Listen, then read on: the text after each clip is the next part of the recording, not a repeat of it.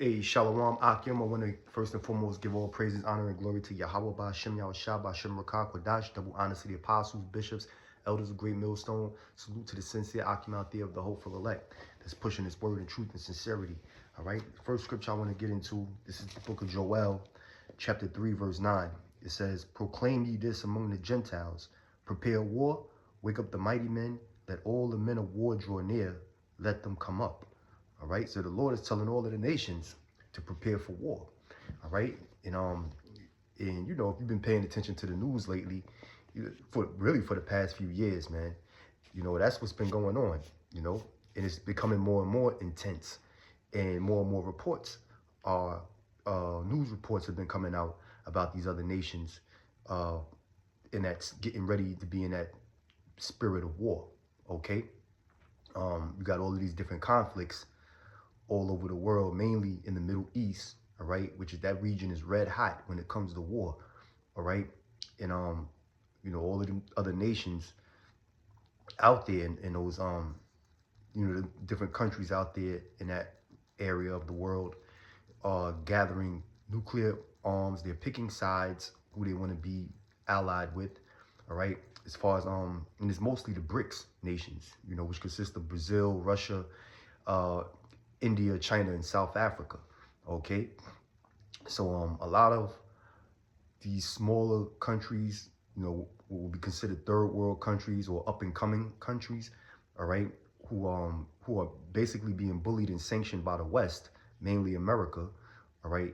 They're siding with the BRICS nations, and you know, and they're doing all kind of deals, arms deals, okay, deals that involve the oil trade, all right, and also, you know, purchasing, you know, domestic products and foreign products using a currency outside of the U.S. dollar or the petrodollar, all right, which is weakening the U.S. economy in the West, and this is the main reason why the United States of America is sanctioning these countries and starting internal conflicts in those countries, you know, with the hopes of toppling the government or the, you know, sitting president or prime minister, or dethroning the king in certain instances of those countries, to set up their own puppet leaders who will be more subservient and more allied and cooperative with the West. Okay, so the Lord said, I'm gonna read it again, Joel chapter 3 and 9, proclaim ye this among the Gentiles. The Gentiles is talking about nations outside of Israel. Israel consists of you so-called Negroes, Latinos, North American Indians. You are the sons of Jacob, which Jacob's name was changed to Israel. That's why you're called Israelites. Okay, you know, you're the biblical Israelites. All right, but those who are not the biblical Israelites are the Gentiles, you know, the other nations. You know, it says, proclaim ye this among the Gentiles, prepare war. So the nations are getting prepared for war. They're in that war spirit right now. That's the spirit that's out there, man. War, you know. You know, when you read Ecclesiastes, the 3rd chapter, matter of fact, let me just bring this quick precept out in Ecclesiastes. All right. It talks about that there's a time for these situations. You know, in the current conditions that we're in right now, there's a time for all of that. There's a time prepared for that. All right. This is the book of Ecclesiastes, chapter 3, verse 1. It says, to everything there is a season and a time to every purpose under the heaven. And we all under the heaven, right? We all live under the sun. We all live under the firmament. Okay. All right. I'm going to jump down to verse 8. It says, a time to love and a time to hate, a time of war and a time of peace. Okay, so we're definitely in that time of war. It's evident, you know, the world is growing more and more cold. Okay, so we're not in the time of peace and we're not in the time of love. Here in New York City, for instance, which they say New York City is the rudest city in the world, there can be a homeless man lying in the street, possibly even dead, you know, and pedestrian traffic will walk right over that man like he doesn't even exist. You know, like they won't even acknowledge him. You know, it might not be for hours, in some cases even days, wherein, you know, nobody would even think to see if that person is all right. Is he okay? Is he even dead? You know? So we're living in a cold world, man, where there is no love. You know, that's just a little example, you know, just to show you, you know, the times that we're living in, man. So we know we're not living in a time of love, and we know we're not living in a time of peace. So obviously we're living in a time of hate, and we're living in a time of war. You know, you see the domestic wars that's happening in America with these federal agencies like ICE and Department of Homeland Security, you know, carting Jake off into concentration camps and, you know, deporting some of them in certain cases, even outside of countries of their origin, you know. So we're living in a time of war pretty much. A lot of protesting, a lot of uprisings of the people, you know, and it even leads to tragic cases wherein some people are being put to death, all right? So love and peace don't exist right now, not in this time, okay? Back in Joel chapter 3, verse 9, it says, proclaim ye this among the Gentiles, prepare war. Wake up the mighty men. Let all the men of war draw near. Let them come up, all right? So the Lord is putting the spirit on all these other nations to gear up for war, all right? To gear up for war. Prepare yourselves for war. Gather your arms, you know, form your alliances, and you know, get ready to act, all right, to do physical harm to whoever's coming to threaten you, all right. That's where we at right now with it. It says, beat your plowshares into swords and your pruning hooks into spears. Plowshares and pruning hooks are tools of agriculture, okay. So you take, you know, your agricultural tools, and the money you receive from your gross domestic product, you invest in arms, okay? You invest in your military defense. That's what the Lord is saying, all right? That's why you got, you know, different countries, North Korea, you know, with developing their nuclear program to the point where they were able to achieve an intercontinental ballistic missile that can reach America, okay? And you know, it's been rumored about, you know, Iran's plans on making a nuclear missile that can reach Israel. Well, they already got missiles that can reach Israel, but even extend further into the United States. All right. We already know they have a major nuclear program where they're enriching uranium. Okay, and you know, they're saying that it's not for the creation of acquiring a nuclear missile, but we know, all right, if you can read between the lines, if you have any common sense, you know that that's what they're trying to get, a nuclear missile. They're trying to acquire a nuclear missile, okay, that can reach the U.S. All right. You know, what these politicians say, what these world leaders say, you know, you can't necessarily believe or take what they say for face value. You know, what's the hidden agenda and what's being done behind the scenes, all right, is what's most detrimental and what's most important. Okay, so you have countries like Iran. You know, you have a lot of countries that already have nuclear capability. India, Pakistan, all right. China, of course, you know, which has, you know, one of the highest technologies. China and Russia combined and independently both have, you know, some of the top or latest developments in or advanced technology in nuclear missiles. Okay. So the Lord is certainly waking up the heathens and the Gentiles and getting them prepared for a major war to take place. All right. And not to mention, we also have the allies of America, America's own allies, okay, that has nuclear capability, are going to wind up turning on America. That's why there's a lot of friction within the NATO alliance, okay? So things are heating up and everything is going according to prophecy, according to what the word of Yahweh Ba'ashem Yahweh Shah says, which is the Holy Bible, okay? This is the only book where you're going to find prophecy. You ain't going to find this in the Quran. You ain't going to find this in any of those other so-called spiritual books that you know, that you people who consider yourselves philosophers or you know, have some type of knowledge from on high with a divine power, okay, with, you has a text a text guideline that you people live by, all right, you ain't gonna find it. You ain't gonna find that nowhere else. The prophecies are written in the Holy Bible, and first and foremost, the spirit of the Most High, Yahweh, through his son, Yahweh Shai, who the world ignorantly calls Jesus Christ, has to be dealing with you in order to really be able to break down these scriptures, okay? All right, because plenty of people have Bibles. Plenty of people go to church on Sundays and they ain't got a clue on what's going on, you know? They don't study their Bible, and most importantly, you know, the Lord ain't dealing with them on that level, you know?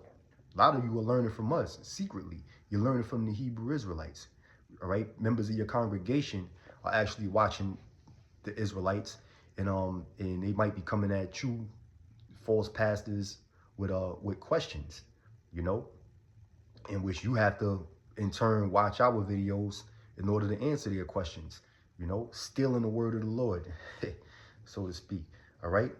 But the scriptures say, before I get sidetracked, this is Joel chapter 3, verse 10. It says, beat your plows into swords and your pruning hooks into spears. Let the weak say, I am strong. Now, that's why you got all of these other nations, with, you know, that's developing their nuclear program and they have nuclear capability. They're not necessarily going on board with America and the West, you know, with their demands, okay? A lot of them are doing their own thing. And like I said, a lot of them are aligning themselves together as a united front to be able to combat the United States of America and the West, okay? So it says, assemble yourselves and come, all ye heathen, and gather yourselves together round about. Thither cause thy mighty ones to come down, O Lord. All right? In most of these nations, most of the wars, or where the armies are gathered at, is out there in the Middle East.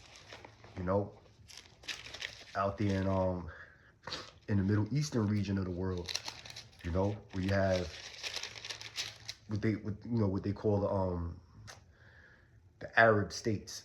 Okay, that's where most of the armies are gathered at. NATO forces are at. You know, other countries got their independent armies out there, and you know, it's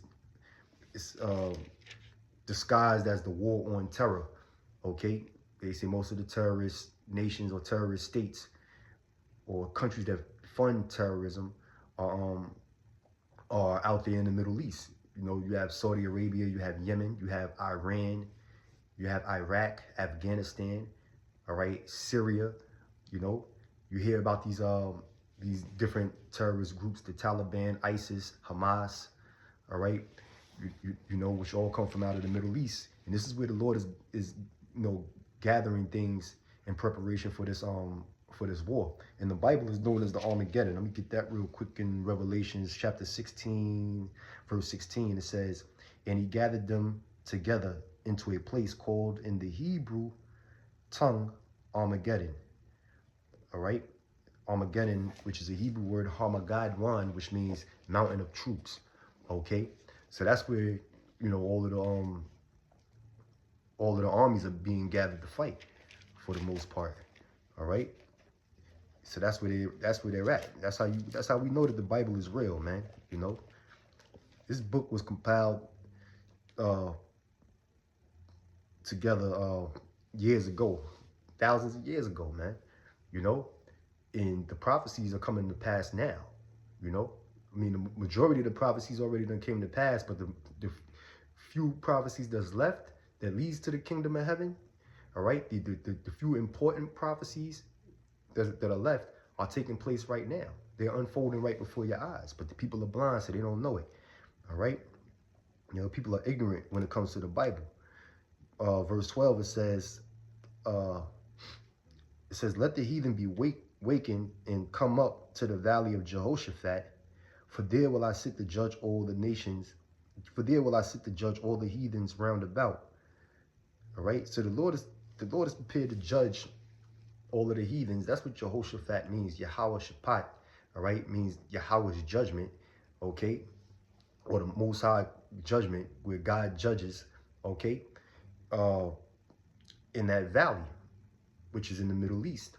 You know, all of this. So you know, you call yourself 17, 18 years old, you know, senior in high school and you don't know what you're going to do with your life, so you want to go join the Army, go join the Marines, the Navy, or whatever. If you do that, do that basic training course they got in the Marines, they're going to ship your ass out there to the Middle East, and that's where you're going to be judged for the most part. So it don't make no sense to go into the armies, man. The Army, thinking that, you're gonna be in the military for a few years and then, and then retire as a veteran, to get to get opportunities in America to be successful or have some type of security.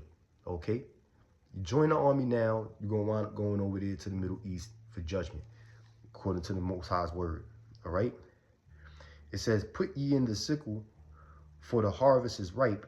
Come get you down, for the press is full, the fats overflow, for the wickedness is great."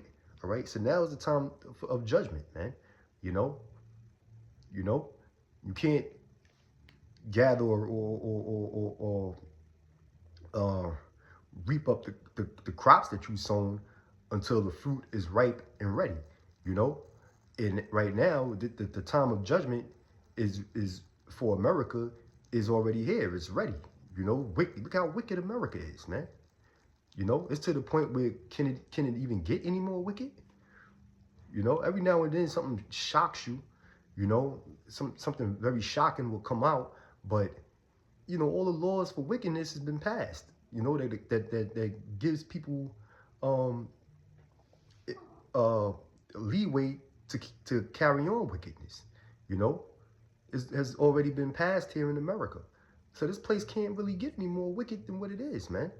So the Most High is ready to judge it. He's ready to judge America. He's ready to judge the world. Okay, because the rest of the world is following suit after America. Scriptures tell you that this place is that beacon of light to the nations.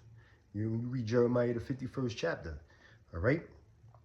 So it says, multitudes, multitudes in the valley of decision, for the day of the Lord is near in the valley of decision.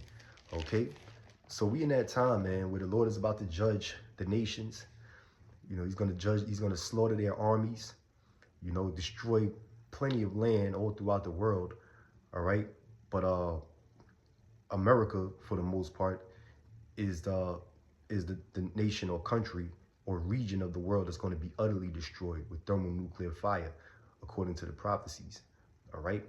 So I'm gonna make this. I'm gonna let this one go right now. I think the point I'm trying to make has been accomplished. That the Lord is about to judge the nations, and He's gathering all of the nations together in preparation of war. All right. So I'm gonna say shalom to the hopeful elect. You brothers keep fighting the good fight. You brothers keep on, staying prayed up. Pray for more faith, because we certainly gonna need it. For the troubling times ahead. All right. Shalom to you, Akim Abaratazah. See you in the next one.